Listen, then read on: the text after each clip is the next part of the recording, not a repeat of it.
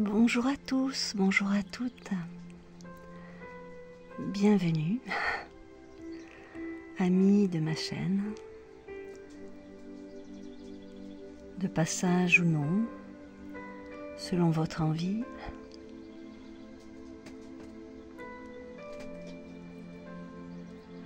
Nous nous retrouvons ensemble pour un nouveau message.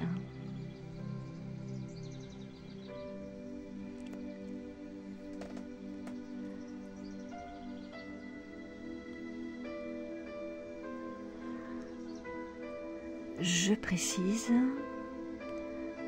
que ces messages sont issus d'un site que j'ai mis au bas de cette vidéo,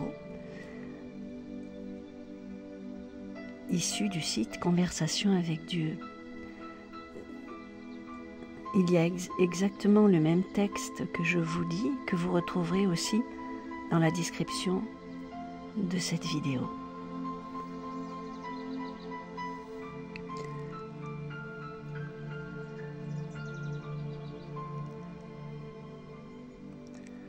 Lorsque j'aurai énoncé ce texte comme d'habitude, je me permettrai d'exprimer mon ressenti sur ce texte. Je tiens à préciser évidemment que ce ressenti ne concerne que moi. D'ailleurs, c'est un peu comme si je me parlais à moi-même. Parfois, on a besoin de faire des auto-réflexions. Et cet outil que je partage avec vous, je m'en sers aussi, je le réécoute, puisque des fois ce que je dis m'interpelle moi-même, puisque je me mets comme en position de réception quand je vous partage ces messages. Et loin de moi l'idée de dire que j'ai des messages des anges ou de l'au-delà, non, je ne saurais dire d'où ça vient. Mais c'est vrai que je trouve ces messages parfois sages et je me demande moi-même d'ailleurs, mais d'où ça vient?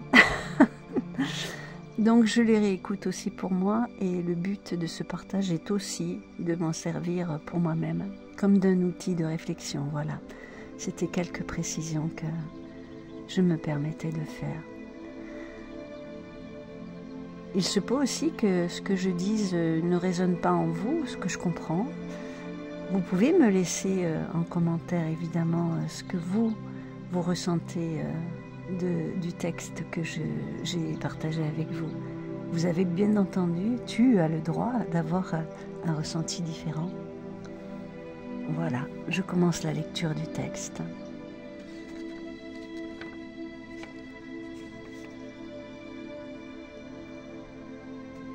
En ce jour de ta vie, je crois que Dieu, la divine source, souhaite que tu saches qu'il n'est pas nécessaire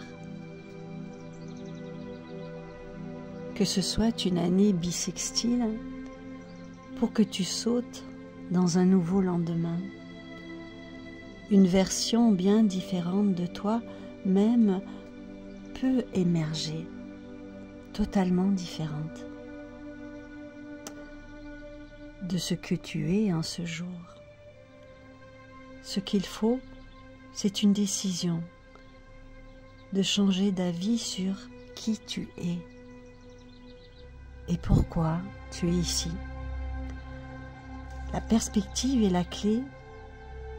Que faut-il pour élever ta conscience aujourd'hui? Peu importe, ne le fais ou ne le fais pas. Pense-y seulement et décide à un moment donné de faire un pas. Avec tout mon amour, ton ami Neil Walsh.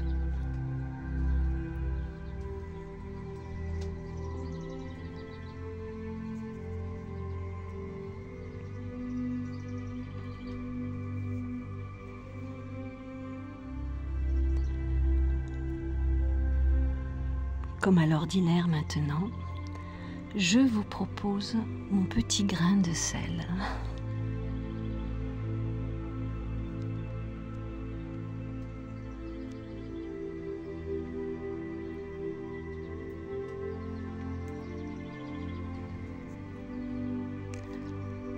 Ce qui me vient à l'esprit maintenant, à la lecture de ce texte, à l'écoute de ces lignes, c'est: est-ce qu'il est vraiment besoin de changer?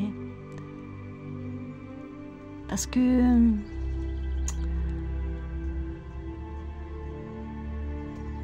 il y a toute cette culture du New Age qui nous dit que on n'est jamais assez bien, et qu'on monte jamais assez haut en vibration.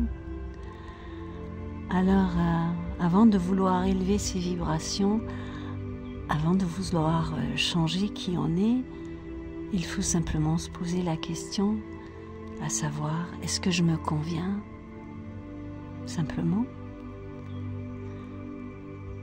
Et selon la réponse à cette question, à ce moment-là, décider de changer en nous ce qui nous chiffonne. Peut-être que nous manquons de légèreté à ce sujet. Ça me fait... ça résonne en moi comme si il fallait absolument toujours changer quelque chose, comme si nous n'étions jamais assez bien pour la source. Je crois que l'amour divin, la source divine, est bien moins exigeante avec nous que nous-mêmes.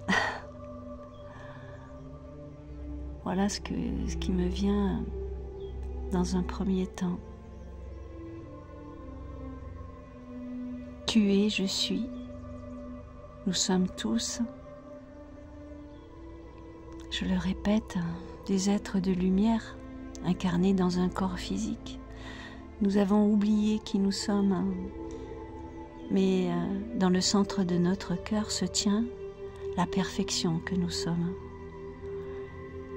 Et dans notre corps d'être humain, dans notre esprit, dans notre mental d'être humain, nous pensons toujours qu'il y a quelque chose à changer.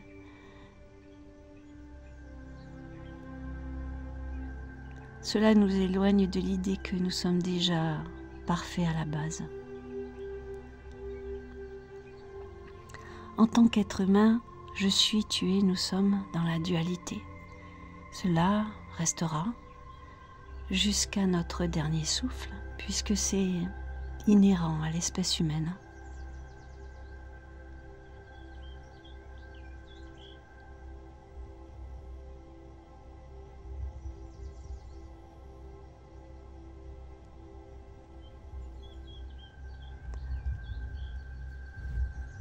Alors pourquoi vouloir changer absolument quelque chose qui est immuable ?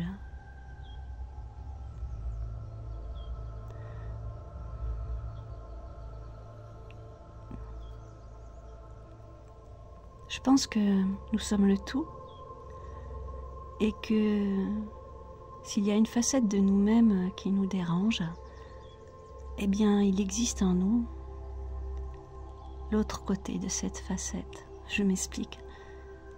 Si parfois nous trouvons que nous manquons de générosité, et si nous ressentons ce sentiment, cela veut dire qu'il y a en nous le contraire de la générosité. Il y a toujours en nous deux facettes de ce que nous ressentons. Si nous exprimons une facette, l'autre facette est en nous. Elle est en sourdine, elle ne s'exprime pas.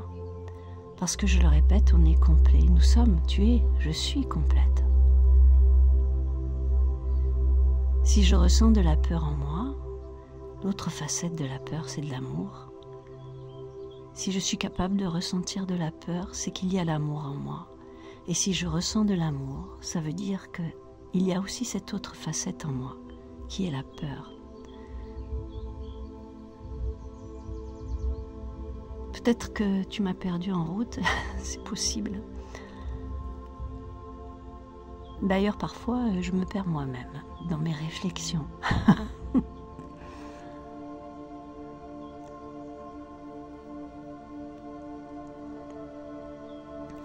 Souvent, peut-être que ça t'est arrivé, ça m'est arrivé à moi aussi, de me laisser définir par l'autre, et ça m'arrive encore.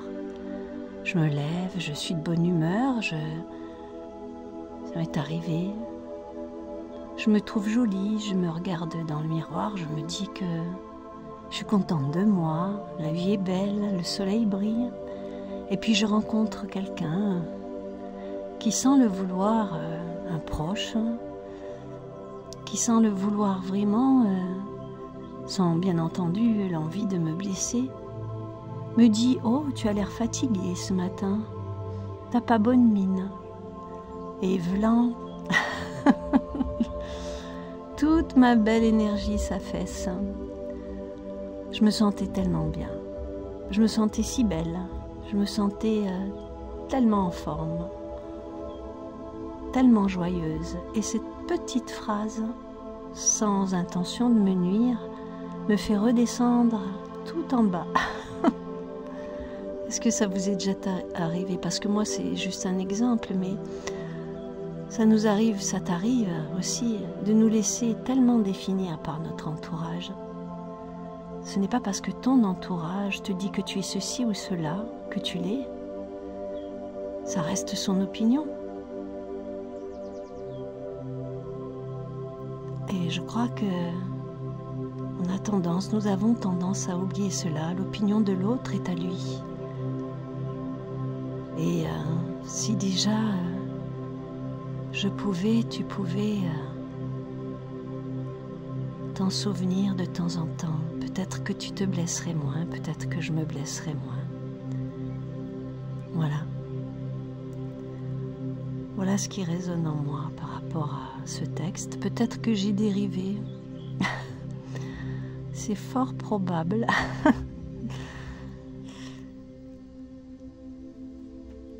Alors peut-être qu'il est temps d'arrêter de vouloir justement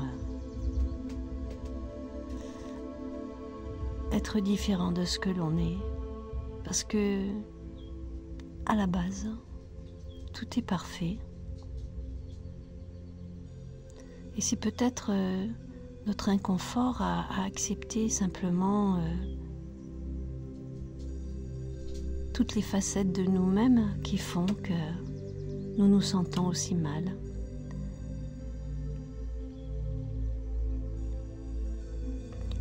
Bien entendu, pour élever nos vibrations, puisque c'est la mode en ce moment, nous pouvons éviter de nous soumettre à des informations négatives.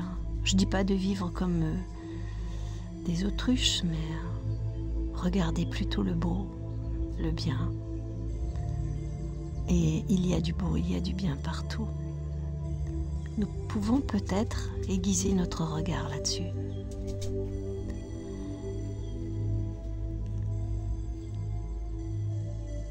Voilà.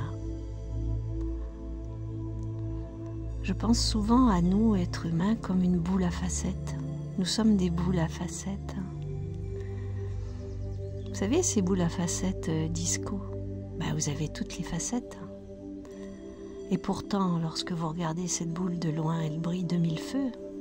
Imaginez-vous que dans cette facette, dans cette boule disco qui vous représente, il y a des facettes sombres, des facettes lumineuses de vous-même. Et alors, je pense que ce qui fait briller les facettes lumineuses, encore plus, c'est parce qu'elles sont entourées de facettes sombres, parfois. Qu'est-ce que vous en pensez ? Je t'embrasse, je te souhaite une belle journée. Je te souhaite simplement de t'aimer comme tu es. Aimons-nous comme nous sommes. Et cessons de vouloir élever nos vibrations. Cessons de vouloir quitter nos facettes sombres. Elles existent autant que nos facettes lumineuses. Aimons-les. Je t'aime. Je vous embrasse. Une belle journée à vous et merci pour votre écoute.